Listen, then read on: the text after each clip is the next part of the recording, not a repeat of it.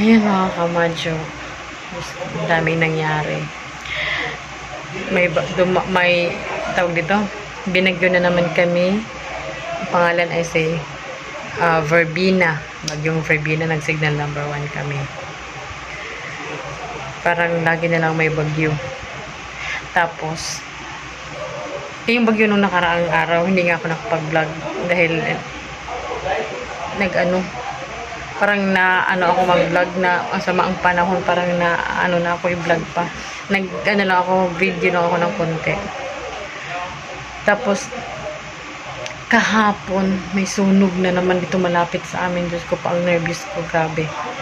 Ipapakita ko na lang po yung video ko nung sunog. Actually, yung na-videohan ko is yung apoy lang kasi malapit lang siya tignan.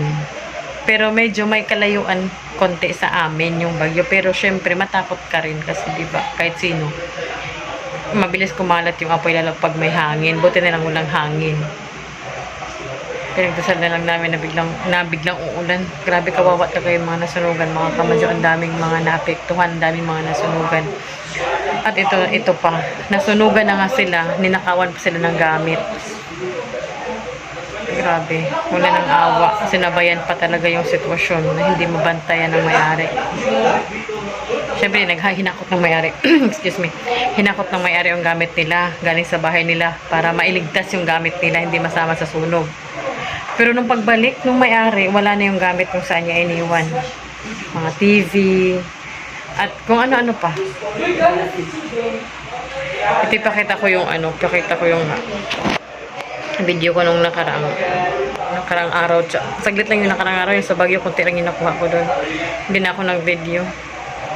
Tsaka yung sa sunog.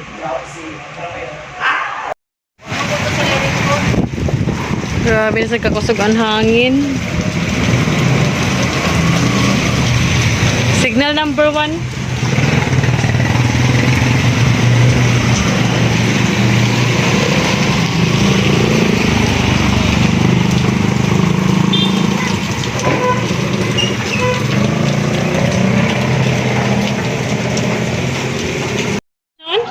Naiba.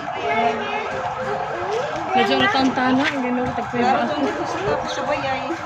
Oo.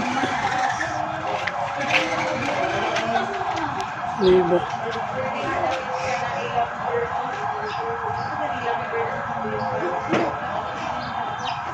Adi ba diha sa Nueva kay Jao yung mga kahoy? Oo.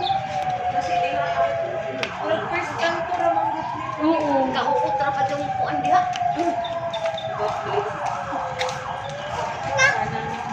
Dali. Oh, pagdali mo. Naiba yun, naiba. Asin, oo. Kuya Jo, pag ng kapasok. Sayang. Ada ko sa anak amoy pa ko. Diha sulod daw lagi diha daw daki ko pa yung sa building ni nabayay ko.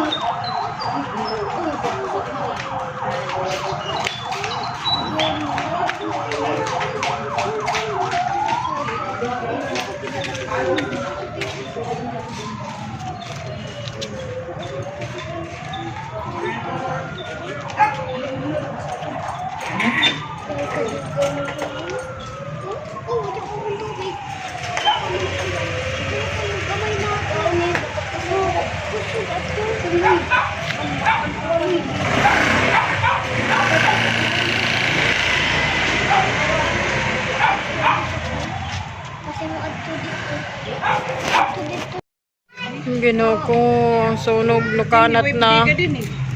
Ang marag hapon na, kung anhigay dapat at tumahila dyan sa lugar. Kuan may ini mga simento. Firewall man hinuan. May diri. Yan, James, mo. Panta naman, live ko. Uy, ako dita. Abot diri. Diri ang sunog, anay at tukumanjari na diri. Sabi sa Barangay, kung mutingan sila ng kajawin. Magkarab-karab pa ta. May Ginoo ko, Lord. Yaka bayo kay nukanat naman good, diri pa jaon kainan no laong na. Bumbiro sab sige nagkabu adon nagsige nagkuamba. Kali na wan. Mukalit unta na ini pag-uyan kung kailan kinahanglanon. Ya na tunog na, katulak na balay. Kulit na. Init na mo doon. Ikaw, makita ko mo. Init na gani diri. Yan na, grabe na. Singaw na ang init diri. Oh,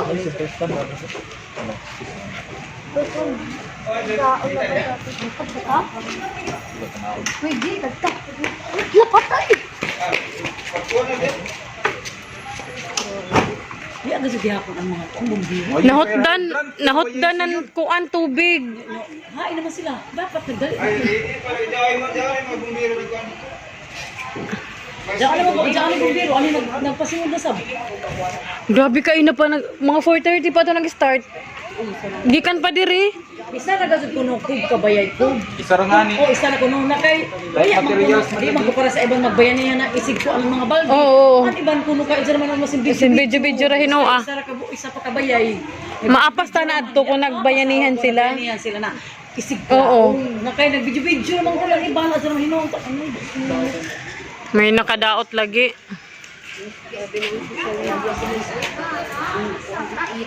Kasi ko. Ni grabe na gasud siya ho.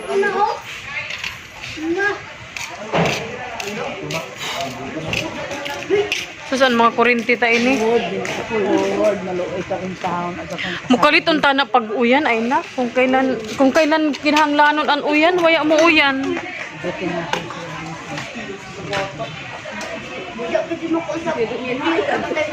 Kung sa grabe pa ako ng kabaho uyas. Paano? Adto nagtagasod si Agi. Yun mga kabanso, nakakalungkot talaga. Kaya dapat lagi tayong magdasal. Hindi yung kung may kailangan lang tayo, saka tayo magdadasal. Hindi.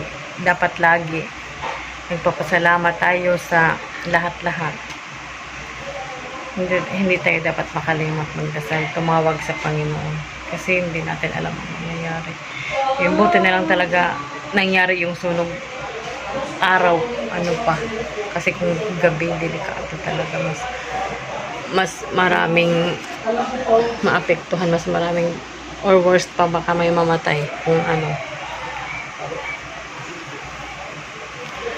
So, may mga kaibigan akong naapektuhan, may mga kakilala ako na kasi yung sunog doon sa tinirhan namin dati, malapit doon. Kumbaga sa gilid kami ng kalsada nakatira. Tapos sa tapat namin, yung tapat naming bahay mismo nasama sa sunog. Yung sa dati naming tinirhan, yun. Nasama sila sa sunog. Kaya yung mga nakatira doon sa area nun is mga kakilala din namin.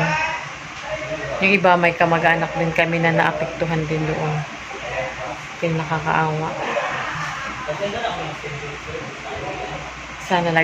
Sana magdasal tayo lagi na sana iiwas tayo sa mga sakuna, sa mga disgrasya, sa mga sakit.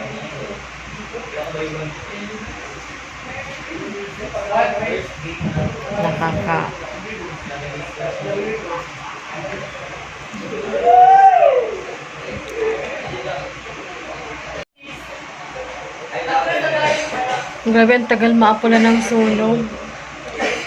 Simula 3 o'clock ng hapon na naapula siya mga alas 7 na. Pero yung alas 7, hindi pa talaga as in wala ng apoy. May apoy pa rin pero controlled na. Hindi na siya yung kumakalat pa. Kasi nag-rescue din yung taga ibang malalayong fire station. Mga fire truck, naka-rescue din kasi yung fire truck mismo malapit dito sa area namin is naubusan ng tubig, hindi sapat yung tubig nila para sa, ang laki kasi ang lawak ng sunog eh. Tapos sinigurado nila doon, binabantayan talaga yung doon malapit kasi may malapit na gasoline station. Yun ang delikado, doon binantayan nila, pinistuhan nila doon na hindi talaga maano, talagang inanuhan nila na hindi makarating doon yung sunog kasi super mas malaking problema, mas malaking maapektuhan, mas maraming pinsala. Malaki ang pinsala kung yung talagang Diyos ko. Buti na lang talaga hindi umabot doon. Malapit na talaga. Malapit na makarating doon sa may gasoline station na malapit doon sa area na yun. Kaya salamat pa rin kahit may nangyaring ganyan, pero magpasalamat pa rin tayo na hindi nangyari yung ganun. Yun, nakakatakot. Medyo talagang nanginig ako kahapon. Grabe ang panginig ng katawan ko. Kasi iniisip ko, paano kung ano, biglang, kasi di ba yung panahon ngayon pabago-bago, paano kung biglang umihip yung hangin na malakas, tapos Diyos ko po, yun ang kinakatakot ko talaga. Nagdasal ko nga biglang umulan kahapon kasi sobrang tirik ng araw inuulan kami, halos araw-araw umuulan dito sa amin, maliban kahapon, talagang walang ulan talaga kahapon, mainit talagang matirik ang araw kahapon. Sabi ko kung kailangan walang ulan, grabe talaga. Buti na lang talaga na apula din kahit papano, pero kawawa talaga yun. May classmate ngayong anak ko na kasama yung bahay nila sa nasunog kawawa. Kaya mag-ingat tayo palagi kasi ang ang sanhido ng sunog is sa kuryente. Yung bahay na pinagmula ng sunog wala daw tao, kaya hindi agad-agad kasi nila nalaman ba nung talagang lumaki na yung nasunog na yung bahay. Yun doon lang nalaman, kasi kung may tao siguro yung bahay na yun, hindi ganun, kasi makikita nila makapag sila, maapula agad nila yun. Kaya kawawa talaga.